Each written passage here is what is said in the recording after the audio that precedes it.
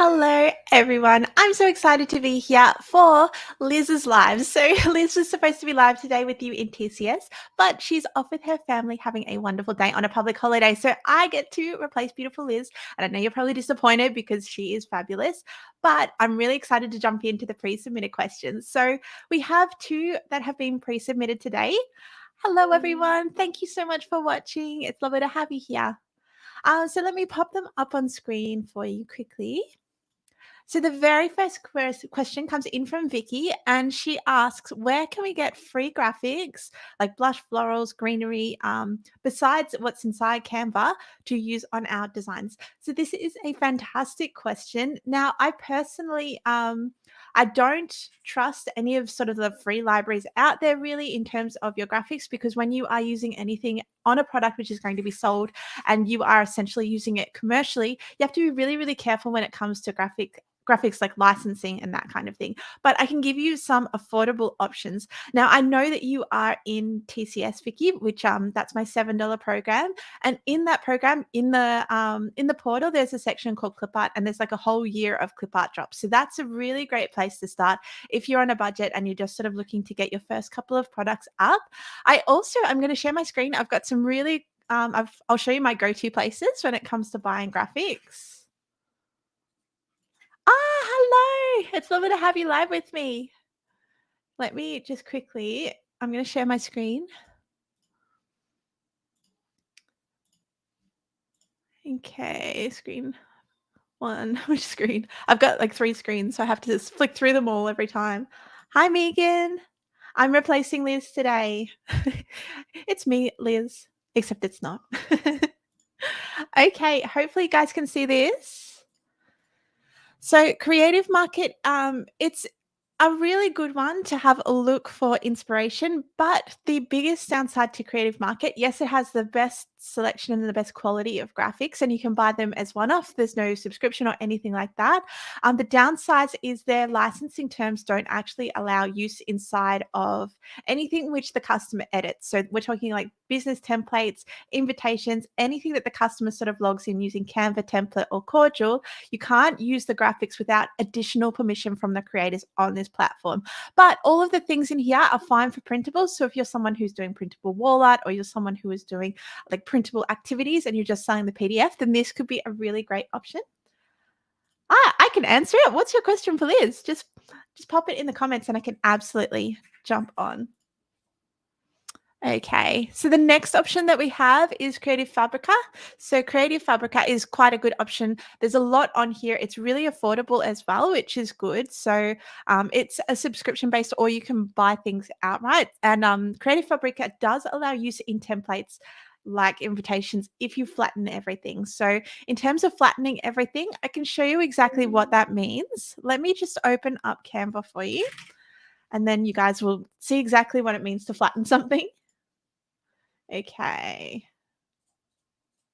So here we go. I've got a Canva document here and it's just blank at the moment. Let's say that I wanted to upload some graphics. Let's use the crystals that I loaded into TCS yesterday.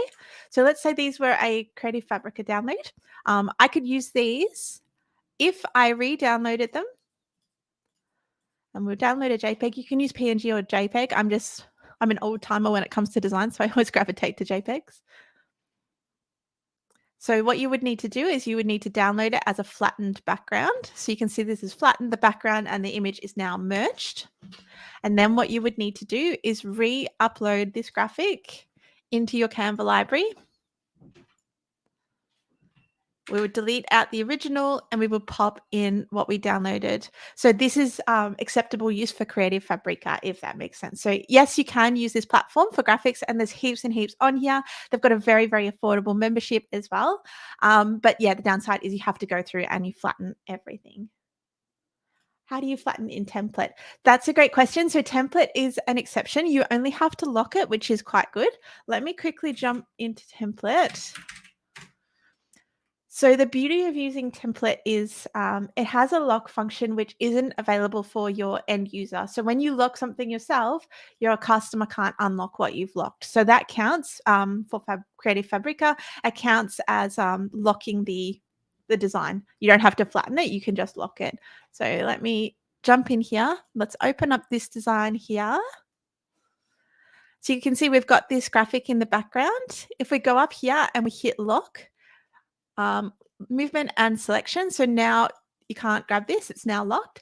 That counts as flattening for Creative Fabrica, which is really, really good. And another plus side to template is template does have a full library that you can purchase items from Creative Fabrica as well, and other sellers as well. So I'll show you that platform for graphics. Bear with me while I open it up. So yeah, this is the template shop, and there's lots of gorgeous, affordable things in here as well. So there's also fonts in here, which is really cool. But all of these are ones that you can use in template without flattening or locking or anything like that. These ones all are perfectly licensed for template because they're in the template shop, if that makes sense. So those would be my go-to places, along with, of course, Etsy. Now, I know that we have a lot of beautiful clip art sellers in the group. So I might even put up a thread in TCS and Passive Income Society and see if you can all drop your clip arts or links, because I know a lot of you do allow use in template. But let's say we were to look for some blush floral clip art. You can see lots and lots of things come up. Now, on Etsy, we're obviously dealing with individual sellers again, so you need to make sure that they do include like a template, Cordial, or Canva license with their graphics. But there are a lot of sellers who have warmed up to this idea now. So this is another really great option. Okay, so next question I have. This is also from Vicky. So Vicky says, Where can we purchase or learn to make our own photography mock-ups to use on invitations? So this is a really fantastic question as well. Mock-ups are really, really, they will make or break a product. The presentation is everything when it comes to products on Etsy. So it's really important to put some time and energy, especially into that primary thumbnail that people see and click through from search. So my go-to places for photography mock-ups, we have this store here, which is from Leanne. She is an absolute superstar. You may have seen some of her mock-ups in our memberships. And yeah, she does beautiful work, and there's a real diversity of products in here as well. So there's things for like planners, bunting. You have like just so many options in Leanne's store. So this is probably the place that I would recommend most people go to if you're looking for a really high quality mock-up. So yeah, she has lots and lots of beautiful work, and her store is mock-ups and mimosas. And I adore her work personally because I know she's been so generous to our members as well. Like there's so many beautiful mock-ups in the memberships thanks to her. In addition, there's lots and lots of Photoshop mock-ups on Etsy. So some of my favorite creators are Wild Spruce Photos. So this is more sort of wedding niche, but they're quite moody, beautiful, gorgeous photography. Ones like this, I would go through and brighten up a little bit personally, but I think that they're really beautiful. I also use Linist Creative, so really beautiful work. This is probably the main store I've used in the past. I just love how fresh and bright her photos are. So they're beautiful, and they're all smart mock-ups as well that you can use in Photoshop, which is really cool. Then Halftune as well is really beautiful. They have lots of beautiful, quite minimal printable wall art mock-ups as well. So if you are in the wall art niche, then this could be a great store for you. So yeah, these are my sort of go-to spots. And then of course, if you're in Passive Income Society, we do have smart mock-ups in the membership as well. If you're in Passive Income Society, I would have a look through the whole mock-up section before purchasing anything, because there's a lot in here. There's lots of things that beautiful Leanne has done for us. There's lots and lots of smart mock-ups. And we actually partnered with a photographer to add these to the membership. And she's dropping, for the next 12 months, she's actually dropping a new like bundle of these for us, which is really, really cool. So they're really beautiful, and they're very much in the vibe of what I guess what I personally love to use. So that is my answer for that. And I know that we've got some beautiful questions coming through in the comments. So Megan says, you're inspired by the Sunday session and want to create some social media cards. Amazing. I know your social media has sold like fire in the past, so that's a great, great choice. I have created some statements in ChatGPT and downloaded the CSV file, but I don't know where to go in Canva. I have opened a blank Instagram post document. Okay, are you looking for batch create? Is that what you're looking for? If it's like a whole bunch of like quotes, then you can use the batch create function in Canva, and I'll show you exactly how to do that. Let me share my screen with you guys again. Is that what you're looking for, batch? It might be, I think I call it batch create, but I think it's actually called bulk create. So yeah, it's called bulk create. So what you do is you go to your apps, and it's called bulk create. And what you can do, you can upload the CSV in here, or you can just copy and paste everything in. So say that we're just doing social media posts, you'd only need the one column. Then we go test, test, test, test, test, test. Then we go done. And then what we do, it's now got a data field here. So we need to insert like a text box, and we need to stylize it perfectly based on how we want to present it. So if I inserted some text, it doesn't matter what like the actual content of the text at this point, because it'll be populated with whatever is in your SVG. But we do want to make sure it's stylized. And if you're doing social media posts where you have lots and lots of quotes, you want to make sure that the anchoring of the text box is central. And what that means is if you click this, when you type out, it'll push out from the center of the text box rather than pushing down. And that just gives you, it means that you have to tweak less when you go through and do all of your beautiful quotes. So we, of course, want to go through and make sure all of the colors, all of the sizes, all of the fonts are perfect. Let's say that this is perfect for us and we're ready to go. Now, what we would do is we would right click on this section here. We would go connect data. We would find the data source that we created already. So in this instance, it's called email. We would go connect data, email, continue. You can see it pulls up all the data. We go generate 10 pages. And you can see it's just automatically pulled all that content into here, which is really, really cool. So if it doesn't populate perfectly, what you can do is you can just go back and adjust the size a little bit and generate it again. And as you sort of tweak it and get it perfect, yeah, it is sort of like a mail merge for Canva. It's exactly like that. Amazing, yeah. It saves a lot of time, and you can also get ChatGPT to generate content into a table, which is really cool. So that can be a lot easier to copy and paste straight into batch create or bulk create. Beautiful. Okay. If I want to bring an image into Canva from Midjourney so that I can add text and elements to it to design wall art, would I then export to upscale after in Topaz? So what I would recommend is actually using Topaz before. So you upsize your image so that it's a really big size in Topaz, make sure it's really high quality, and then I would upload it into Canva. So I would do it just the reverse way. So upscale before you actually insert it into your wall art document. Oh, you're welcome. I have a question in relation to selling Word templates in the business niche. Amazing.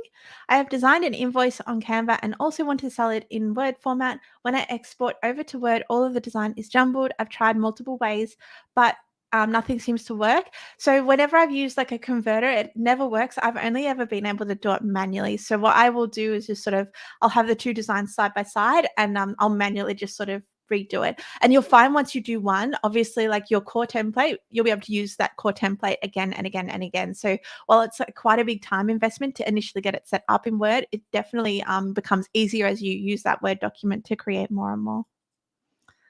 Hey, Michelle, it's lovely to have you on with me. When you are creating different products in the same design in template, what do you find is the fastest, most effective way to do this? Do you duplicate, then resize, or is it quicker to start a new template and copy and paste everything, or start again and reinsert the graphics? That's a great question. So, what I actually do, and I can show you exactly what I do. You guys can hopefully see my screen. So I actually go through and I create a base template for every type of product that I'm doing. And let's just open this one up. Um, it's super, super basic. And what I do is I go through and I will copy, I'll duplicate it. So I'll create like a new base for the full collection. I always go through and I tag them as well. So you can see these ones have a tag on them. So I use the collection code that I'm using for the new collection I'm creating. I tag them all, and then I can go in and I can search the code.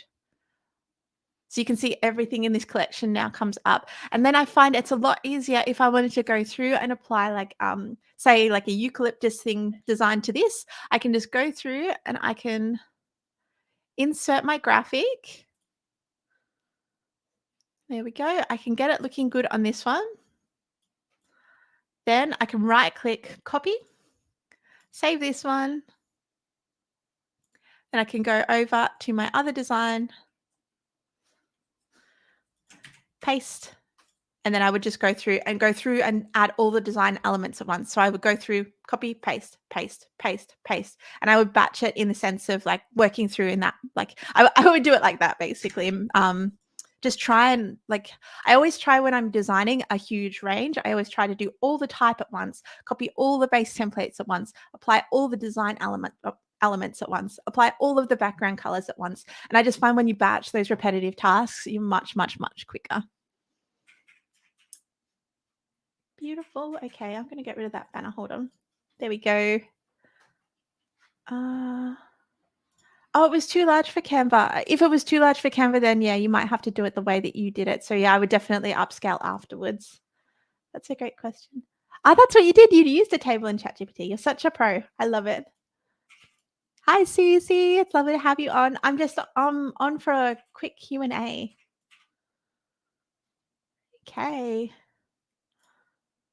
I'd like to learn how to do invitations and digital cards. What do you recommend? That's a great question. So, when you're just starting out, I would say pick like what type of invitations you want to do. So, I recommend niching down. So, not just sort of going stationery as a whole. I recommend picking like sort of like a sub niche within stationery. So, either wedding or baby shower or party or something like that. So, picking one of those and really drilling down and focusing on that to start with. Yes, you can absolutely build up to a stationery store that has all the niches, but it's really important as you're building it out to make sure that you start small. Yeah. And then I would also pick your software, and then I would make a product plan of exactly what you want to create. Okay. How far graphics go on the designs for both Canva and template? Where is the safe where the text? So when final prints are made, things are not cut off. Okay, that's a great question. So when we're printing something or we're creating a template for print, um, usually when you download a PDF, and I'll show you exactly how it will look. Actually, I'll change the background of this so you can clearly see what I'm talking about because it's currently just white. Um, I'll make it blue so it's easy to see. So if we go save paper, trim marks, and show bleed, what that will do, it'll download a PDF. And what bleed is, it is designed to be cut off. So you can see here we've got what's called trim marks, and these are like it's like an invisible ruler that goes all the way across here. All of the design that sits outside of this, that's going to be chopped off. And the reason it's chopped off is most printers, unless you have quite a fancy sort of art printer, most printers don't print edge to edge. So you need that extra bleed to cut off to get that edge to edge look. And this is what most printers will actually request. They request usually around 5 millimeters bleed and trim marks. So as long as you're keeping things, I recommend keeping things a little bit away from the edge. Like you can see this goes down here. I mean, it's quite close to the edge, but it's still got a little bit of space. I wouldn't put it on the trim mark unless it's like a floral or something that can be chopped off. But any text I would keep within these trim marks by like a little margin, if that makes sense. Okay. What size would you do clip art, and would you upload to Canva and remove background and download transparent? That's a really great question. So when I'm generating clip art in Midjourney, I always try to use the ratio of 2:3 or 3:2, and I find that that gives you like the biggest output from Midjourney, but it's still not big enough. From there, you do need to use an AI upscaler like Topaz and make it a little bit bigger. And then in terms of removing the background, I don't love the background remover in Canva. I feel like Canva will crunch down all that information that you have uploaded, and we don't want that for clip art. So what I recommend currently is, let me show you my designs IO is where I've been currently taking the backgrounds off, and it is a paid software. There is a free plan for like 10 images, but that won't get you very far. It'll get you one pack in. But yeah, it is a paid software, but I find that just like how quickly it is and how well it removes the backgrounds, it's definitely worth it. And on the top plan, you can remove the backgrounds of 120 products at once, which is really cool. In terms of size, I always aim for around 2000 DPI and 2000 pixels, either on its tallest or its widest, and then 300 DPI. A couple of really basic questions about the mechanics of what happens when people purchase through Etsy. It seems the customer is taken to an Etsy page where they can download their purchase. So, how important is their email there? Do I need to connect my active campaign to Etsy so any customers go into my database? That's a fantastic question. Okay, so question number one, yes, they do get the download page does appear to them, but I would say like 50% of customers actually like completely ignore that page. They're oblivious to the fact that their download is right there. Etsy just hasn't made it obvious enough that that's where or how people actually download the final files. So it is important that they get that email as well, which will have their download and links to their download. So a lot of people do expect that.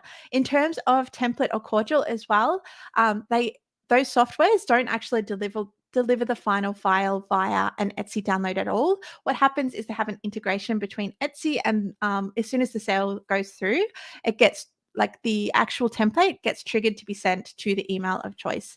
So emails are still really important, and that's why usually in my FAQ I will make sure your email is up to date, so that if you have anyone who's like, oh, my email's old, they don't blame you for it. You can always point them to the fact and be like, oh, I did ask you to make sure that your email is up to date. So email is important. Now it's against Etsy's terms of use, and it's against like any like email provider or anything. They don't allow you to just grab emails these days and put them on your list. You can't, unfortunately, just save out your customers' emails.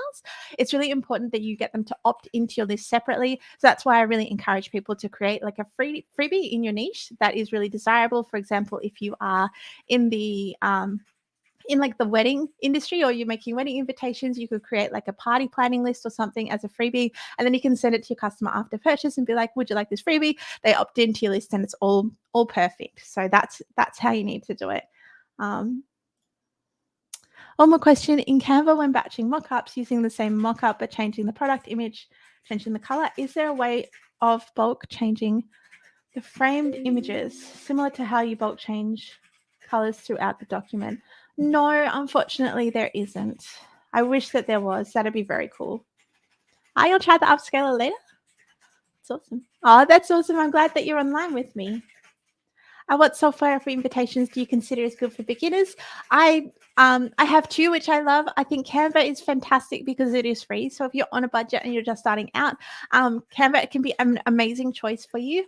And I have lots and lots of students who are super successful just with Canva. So that's a great option.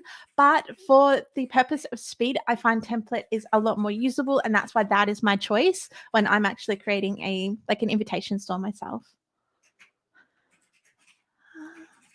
I'm always in doubt of using pro elements in Canva. If I use some of the pro elements just as part of my end product, not editable template, is that fine? They changed their terms of use, so you can technically use pro elements in printable files. However, I personally just over over the last year, Canva has changed things so much, and they go back and forth.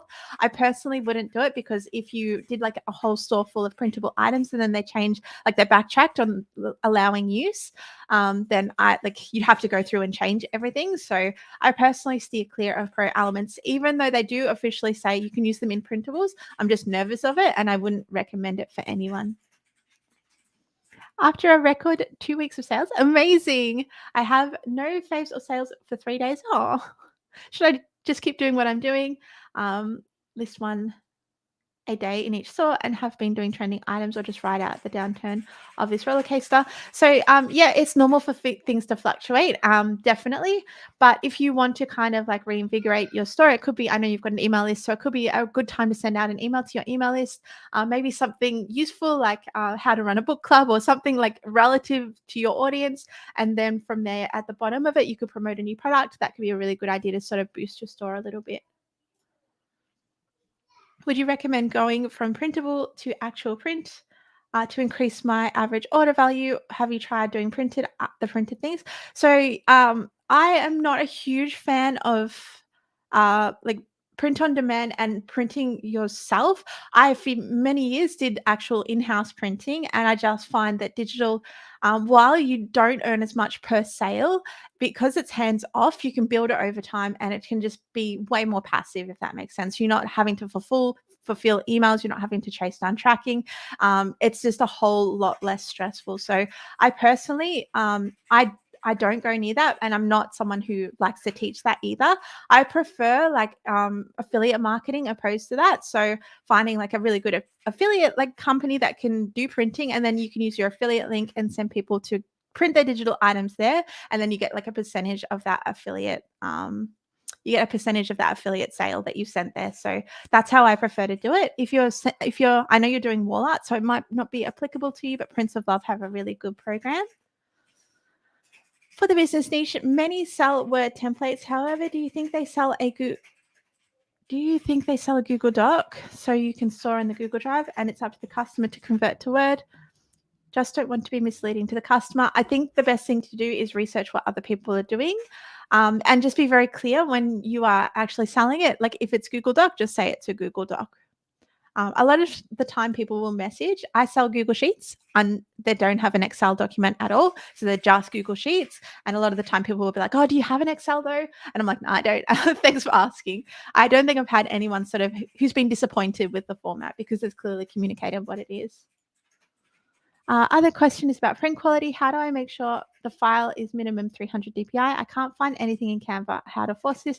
Canva doesn't have the option, so you would need to either use Photoshop, or there is a free version of Photoshop. It's not a version of Photoshop, but there is a free alternative to Photoshop called Photopea. So you can drag it in there and you can adjust and look at the DPI. Oh, you have a good lead magnet. That's amazing. So yeah, that's perfect. Should I export as PNG or JPEG to bring into Topaz for upscaling? And then when I do that, I when I do that, I have to make sure that I have 300 DPI JPEG. Would I do that in Photoshop? Just trying to wrap my head around the order of events and the process.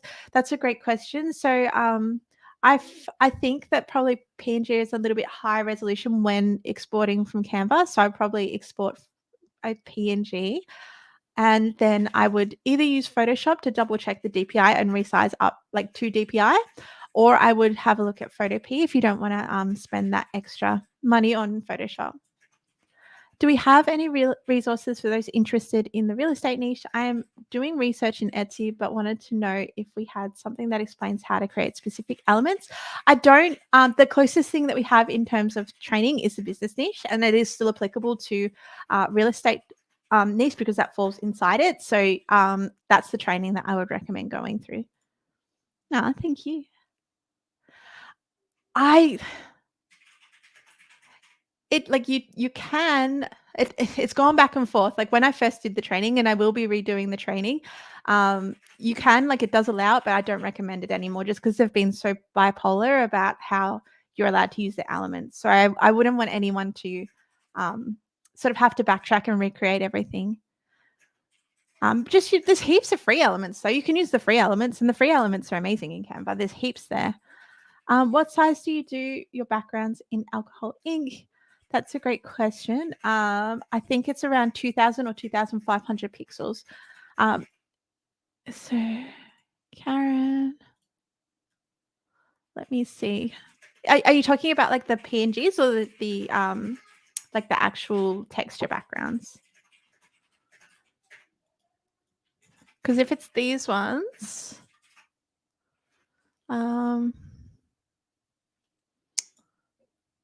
let me just open one up. Pixels, 3000 by 2000 pixels. So that's a flattened texture.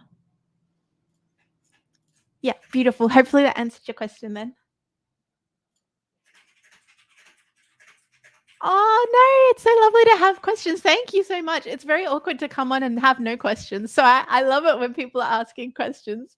I don't have to make them up myself. It's fantastic. But I think we've gotten through everyone anyway.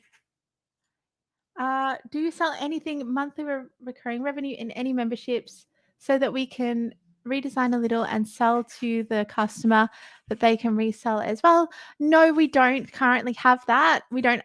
We do have Secret Weapon, which is a PLR membership. However, it doesn't allow you to transfer the resale rights. Unfortunately, it stops with like your customer, like you sell to your customer, and otherwise it becomes like an infinite loop of reselling. So currently, we don't. No, thank you. It's so lovely to have you here. All right, guys. Well, I might finish up, but thank you so much for your time. I really appreciate you joining me. It has been a lot of fun. So, yeah, I will see you guys around. Oh, hang on. Megan has a quick question. Okay, what's your question? I'll wait for you.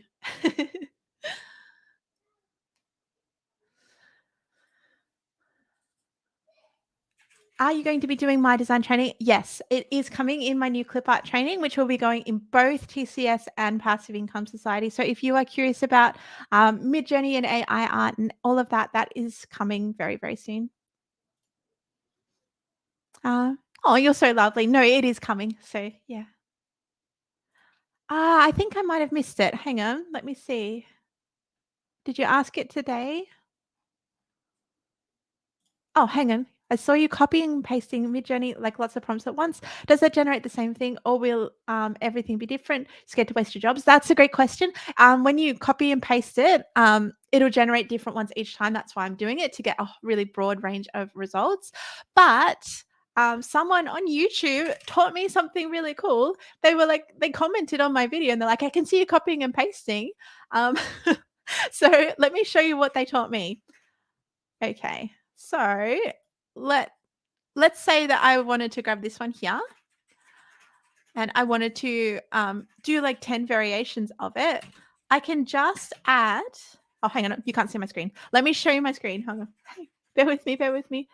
Here we go. Can you see my screen now? Beautiful. So see this one here, if I wanted 10 copies of this, oh, pop it in here, and then if you type dash dash repeat and then the number of times you want it to repeat, let's say it's 10, it'll pop up and be like, "Are you sure you wanna do your 10 at once?" Then you can go, "Yes," and it'll just process 10 jobs, so you don't have to copy and paste like a maniac like I was doing. So thank you to that person who called me out on that. That's amazing. It saved me so much time in the last, like, 2 days. Okay. Oh, I've had a couple more questions so you can see it's generating. In Canva, if you use one of their pro templates, invoice, but use just parts of the template background.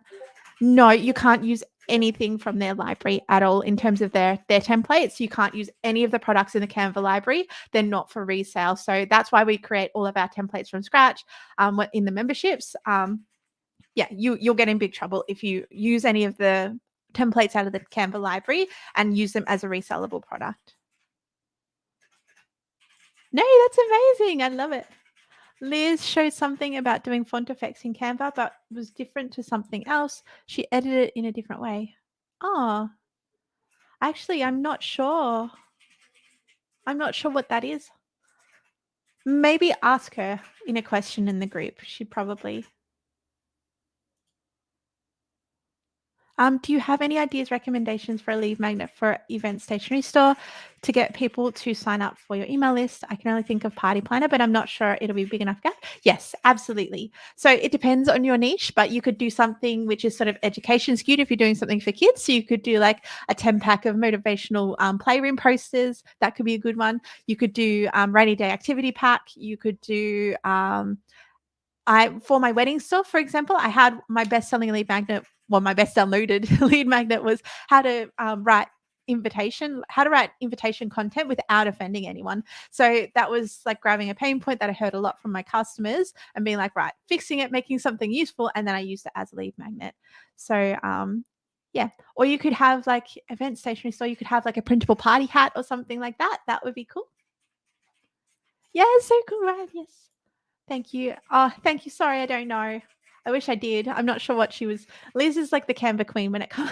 She's a lot better at Canva than me. So yeah, I'm sorry you guys missed out on her today, but I know that she's having a little bit of time to recharge with her family because yeah, she works so hard. So yeah, thank you everyone for watching. I appreciate your time so much, and I will see you guys soon. So have a wonderful week. Bye for now.